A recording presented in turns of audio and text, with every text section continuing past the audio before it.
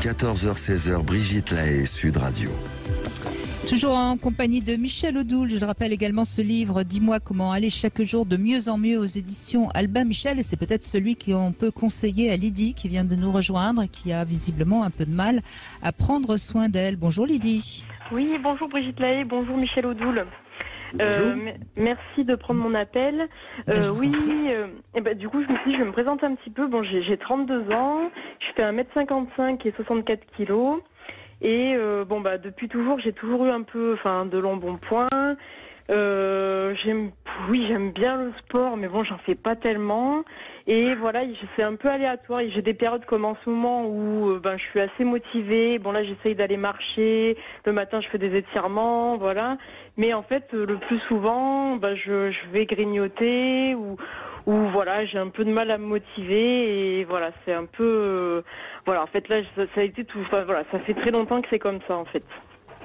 Oui, c'est un peu en dents de scie. De temps en temps, vous arrivez à avoir une hygiène de vie meilleure, mais vous laissez tenter par du grignotage. Hein. Mais bon, oui. En même temps, il y a pas, vous n'êtes pas non plus dans un surpoids catastrophique. Mais est-ce que vous vous sentez bien dans votre corps déjà ?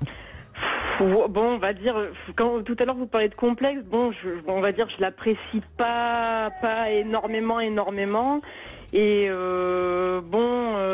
j'aimerais bien en fait j'ai très peur pour l'avenir parce que moi voilà, j'avais des parents diabétiques, j'avais une mère qui était en obésité morbide, un père qui a fait un AVC à 47 ans et en fait j'ai un peu je me dis moi je suis pas ce schéma, je sais mais j'ai un peu ça au-dessus de ma tête voilà.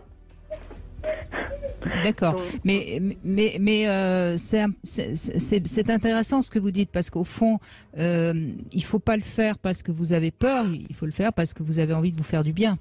C'est déjà la manière dont on prend soin de soi, ça a du sens, non, Michel Odoul ? C'est déjà la première signifiante que je me respecte, que je me trouve comme aimable, que je considère que je suis digne d'eux, que je mérite et que je peux. C'est-à-dire qu'il y a une vraie, effectivement, réconciliation nécessaire éventuellement avec soi pour pouvoir entamer le fait de prendre soin de soi. Or, la question de la nourriture, c'est souvent une question qui est liée à la manière avec laquelle les rapports se sont construits avec notre mère, qui a été le premier être avec lequel il y a eu un échange, qui était un échange d'amour, qui pouvait se traduire notamment par la nourriture. À travers ce qu'elle nous donnait, elle nous a déjà donné cette nourriture pendant toute la phase intra-utérine, quand nous étions dans son ventre, mais ensuite, au début, elle nous a allaités ou à travers les biberons, pardon, excusez-moi, il y a toute une phase où par la nourriture, il y a quelque chose, il y a une communication qui s'est mise en place. Et dans la manière avec laquelle c'est construit, dans le regard de notre mère et dans les rapports que nous avons eus avec elle, comment on va dire ça, la reconnaissance de soi et la valeur que l'on pouvait se donner, eh bien ça va avoir un rapport déterminant avec la manière nutritionnelle avec laquelle chaque fois que nous serons en situation de tension, de douleur ou de souffrance, nous allons essayer de compenser la chose et de le faire par l'alimentation. Or, il y a un passé et un passif familial où il y a du poids et où ce poids a été quelque chose qui a coûté un prix important à la famille, qui a coûté un prix important sur le plan de la santé, qui a sans doute coûté un prix important à plein d'autres moments et plein d'autres niveaux, ou peut-être dans le fait d'avoir des parents qui sont un peu forts, dans le fait d'être dans un contexte un peu comme celui-ci, eh bien quelque part, il y a eu à la fois une culpabilité, mais également un besoin, finalement, de rester dans l'image cohérente de la famille, et donc soi-même de continuer ce rapport particulier au poids et à l'alimentation.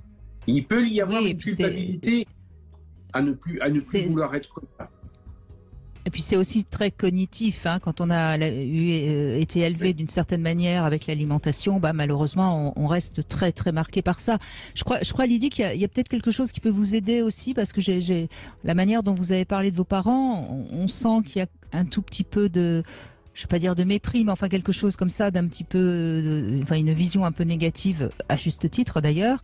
Et en même temps, c'est vos parents, vous les avez aimés, et c'est cette, à mon avis, c'est cette ambivalence qui doit être difficile pour vous. Oui, peut-être.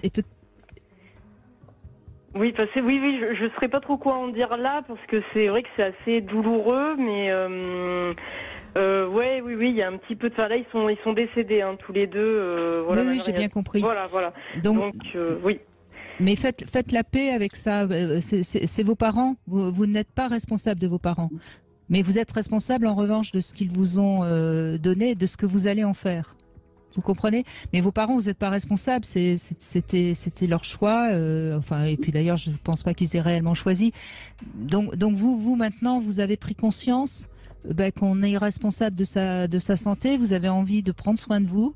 Et puis en même temps, il y a ce lien de loyauté qui certainement aussi provoque un peu de culpabilité. Vous avez et moi je pense que vraiment c'est ce travail-là qui va vous aider avant toute chose.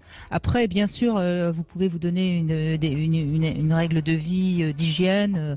C'est des petites choses. Moi je dis toujours, il faut se donner des petits objectifs pour pouvoir les tenir. Et puis comme on arrive à tenir ces petits objectifs, on est content de soi, et puis petit à petit on peut augmenter ces objectifs. Mais il faut pas du jour au lendemain décider de perdre 20 kilos et de faire 2 heures de sport par jour. Ça marche pas comme ça. Mais je crois que c'est tout ce chemin-là qu'il faut que vous suiviez. Oui. Et ce qui est très important dans votre histoire et dans ce que vous dites aussi, c'est que vous acceptiez de voir et d'identifier la culpabilité qui est quelque part cachée au plus profond de vous-même et qui s'est engrangée chaque fois que vous avez eu honte de vos parents d'une manière ou d'une autre, ou ce qu'ils étaient vous ont gêné ou vous ont posé problème, et que ce soit quelque chose qui soit conscient ou non, il y a là-dessus aussi à pacifier les choses. Vous n'êtes pas responsable des ressentis que vous avez eus dans ces moments-là, parce que comme tous les enfants, on a toujours besoin que nos parents ils soient les plus beaux, les plus grands, les plus forts et les plus à la hauteur. Et peut-être qu'il y a eu des remarques de certains camarades, ou etc. Peut-être qu'il y a des regards des fois qui ne trompent pas et qui font qu'à ce moment-là, bien sûr, on déclenche des complexes où on a un peu honte et on est mal à l'aise. Or, moi, j'ai entendu un bruit tout à l'heure pendant que vous étiez en train de parler. C'était un petit enfant qui babillait.